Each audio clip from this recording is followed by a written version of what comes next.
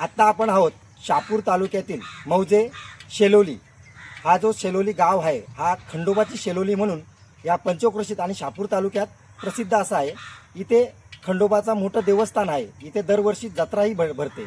आता आपण माझ्या पाठीमागे पाहू शकता का इथं ग्राम स्वच्छता अभियानाचा हा पूर्ण फज्जा उडवलेला दिसत आहे.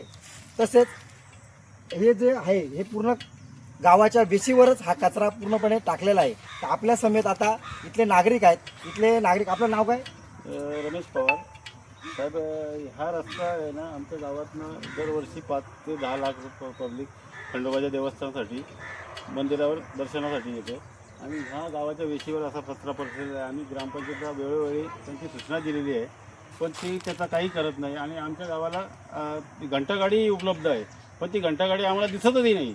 पूर्ण गावात कधी विचारायचं कोणालाही, एकही दिवस ती घंटागाडी फिरत नाही. घंटागाडी कुठं आहे, कुठं विकली की त्यांनी काय ठेवली मला माहिती नाही. म्हणजे घंटागाडी मला नाही माहिती, ते ग्रामपंचायतला माहिती, पण ती घंटागाडी आमच्या गावात फिरत नाही. आणि असा वेशीवर कचरा पडलेला आहे. इथं कायदेशीर कारवाई लिहिली असा वर लिहिला आहे त्यांनी, पण त्याचा काही उपयोगच होत नाही. कारण की सतत कचरा आहे आणि ते काही वेळच्या वेळी उचलत पण नाही.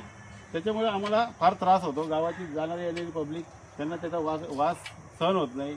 रोज वेळच्या वेळी आम्ही त्यांना तक्रार करतो, पण त्यांचा काही उपयोग होत नाही. ते मनमानी कारभार करतात आणि त्यांच्या मनाला वाटेल ते करतात.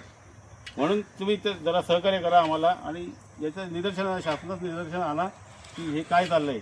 फक्त त्यासाठीच आम्ही तुम्हाला सांगितलं आहे, फक्त तेवढा करा. आता आपण जाऊ शेलोलीच्या ग्रामपंचायतमध्ये. तिथं ग्रामसेवक, सरपंच आणि काय उपसरपंच आणि काय सभासद असतील त्यांना ही सर्व समस्या आपण सांगू आणि त्यांच्याकडून आपण विचारू.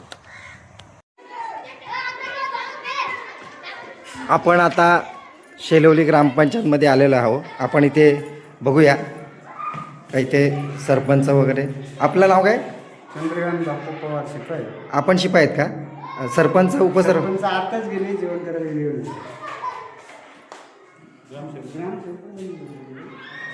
पूर्ण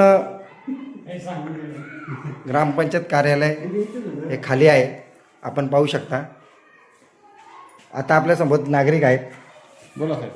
आता आपण जेव्हा आलो ग्रामपंचायतमध्ये तर इथं तर आता वाजले 3, कोणीही उपलब्ध नाही आहे. नाही साहेब, ते काय त्यांच्या मनमानी कारभाराने ते कधी येतात कधी जातात. त्यांना काय असा बंधन नाही आहे वेळेचा.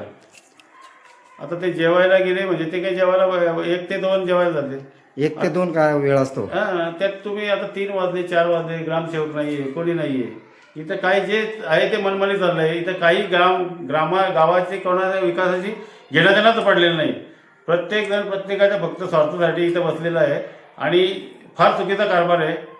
तुम्ही फक्त त्यावर दक्षता घ्या आणि त्याच्यावर योग्य ती कारवाई व्हावी ही आमची इच्छा आहे, बस, बाकी काही नाही. आणि तुम्हाला अजूनही दाखवतो मी पुढं ग्राम स्वच्छता अभियान काय असते. बघा आमच्या गावात काय परिस्थिती आहे. अख्ख्या पूर्ण गावात घाणीचं साम्राज्य आहे. फक्त हे इथल्या इथं थोडासा 1 दिवसासाठी कुठेतरी साफसफाई करतात आणि दाखवतात आम्ही हा गाव स्वच्छ केला आहे. तुम्हाला पूर्ण दाखवतो गाव कशी परिस्थिती आहे आमच्या गावाची. पूर्ण सर्व ठिकाणी घाण पडलेली आहे. यांना गावाशी काही घेणं देणं पडलेलं नाही. हे फक्त पैसे कमवण्यासाठी किंवा काय करतात ते आम्हाला घेणं देणं नाही. पण यांनी फार चुकीचा कारभार चालवलेला आहे. याच्यावर तुम्ही काहीतरी योग्य कारवाई करावी हीच आमची इच्छा आहे ग्रामस्थांच्या वतीने. ही बघा साहेब, ही आमच्या अंतर्गत रस्त्याची दुरावस्था बघा. पूर्ण रस्त्यावर असं चिखल आणि घाणीचं साम्राज्य आहे. साईडला ही अशी घरं आहेत. या घरांना पूर्ण त्रास आहे. मच्छर डास यांची फवारणी वेळच्या वेळी होत नाही आहे. फक्त याच्यावर तुम्ही योग्य कारवाई करा. बघा पहा किती घाण आहे. हा पूर्ण गटर रस्त्यावर न वाहतो. आता हा आपण दुपारच्या वेळेस आहेत म्हणून हा थोडासा पाणी सुकलेला आहे, नाही तर पूर्ण दिवसभर याच्यावर घाण साचलेली असते. एवढा फक्त तुम्ही याच्यावर लक्ष द्या आणि ती योग्य कार्यवाही करा. बघा ही परिस्थिती आमच्या गावाची आहे. या पूर्ण गावाचं गटरीचं पाणी आहे ना या रस्त्याने येतं आणि इथं पूर्ण घाणीचं साम्राज्य होते. वास घेत नाही. पूर्ण गावात फार त्रास होतो आणि याच्याने मच्छर शेजारच्या घरांना फार त्रास होणार आहे. याच्याने तुम्ही फक्त ह्या अशा काही गोष्टी आहेत, ह्या समस्या आहेत आणि हे फक्त गावात ग्राम स्वच्छता अभियान राबवतात. याच्या व्यतिरिक्त काही करत नाही. ग्राम स्वच्छता अभियान म्हणजे त्यांचा फक्त 1 दिवसाचा खेळ असतो, कारण पूर्ण वर्षभर आम्हाला हा घाणीचा सामना करायला लागतो. फक्त तुम्ही याच्यावर योग्य कारवाई करा. हे गाव फक्त हे पैसे खाण्यासाठी यांचा व्यवहार चालू आहे. तुम्ही फक्त याच्यावर लक्ष द्या.